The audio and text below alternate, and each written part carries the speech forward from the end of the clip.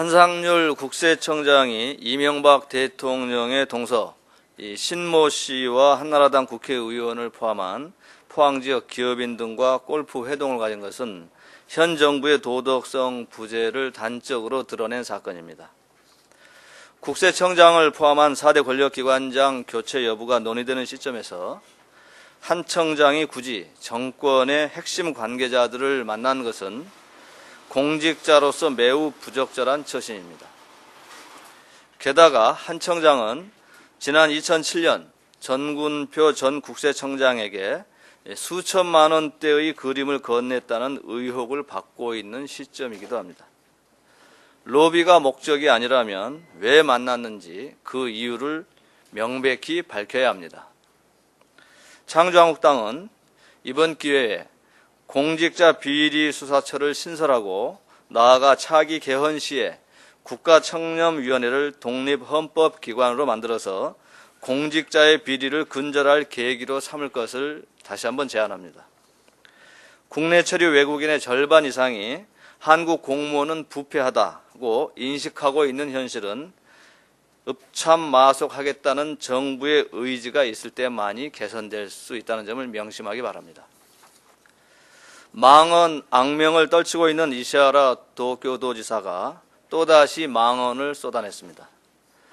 북한이 중국에 흡수되는 것이 최선이라는 주장입니다. 북한이 중국에 통합되면 한국에게도 긍정적일 것이라는 해설까지 덧붙였습니다. 이시하라의 망언은 한일 관계뿐 아니라 아시아 국가 간 우호 관계를 해친다는 점에서 매우 심각한 문제입니다. 문제는 우리 정부에도 있습니다. 정부 내 일부 극우 세력이 북한과의 적대적 대결주의를 주장함으로써 북한에 대한 영향력을 확대하고 있는 중국에 힘을 실어주고 있는 꼴입니다. 미움이 앞서서 북한의 중국화를 초래하고 있는 것입니다. 따라서 정부는 북한에 대한 중국의 영향력을 축소시키기 위해서라도 북미 수교를 서둘러서 지원해야 합니다. 아울러 대결주의적 정부 정책을 바꿔서 북한에 대한 조건 없는 식량과 비료 지원 등 남북 간 화해 협력을 위한 적극적인 행동에 나서야 합니다.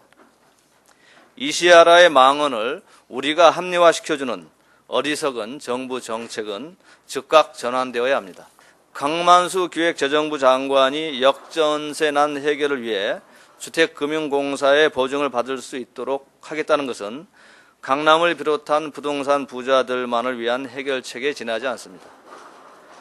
당초에 국민주택기금을 활용해 전세금 반환자금 대출을 검토했던 정부가 주택금융공사로 갑자기 소관 부처를 바꾼 것은 소형의 저가주택 관련 사업에만 자금을 사용할 수 있는 국민주택기금으로는 부동산 부자들에게 대출이 불가능했기 때문입니다. 결국 부동산 부자만 걱정하는 경제장관 이미지를 아직도 못 벗고 있는 것입니다. 미분양 아파트를 굳이 고가로 매입해 건설업자만을 배려하는 토목정권 비판을 자초한 정부가 다시 부동산 부자만을 위한 정책을 강행한다면 기존의 강부자 정권 비판 여론은 더욱 높아질 수밖에 없습니다. 강 장관은 주거 불안에 떠는 세입자를 비롯해서 서민들의 주거 안정에 더 만전을 기해야 합니다. 이상입니다. 감사합니다.